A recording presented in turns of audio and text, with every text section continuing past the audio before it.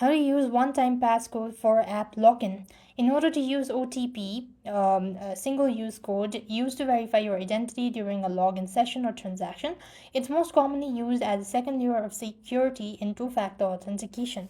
So first of all, the process varies slightly depending on how the code is delivered, but generally follow the steps.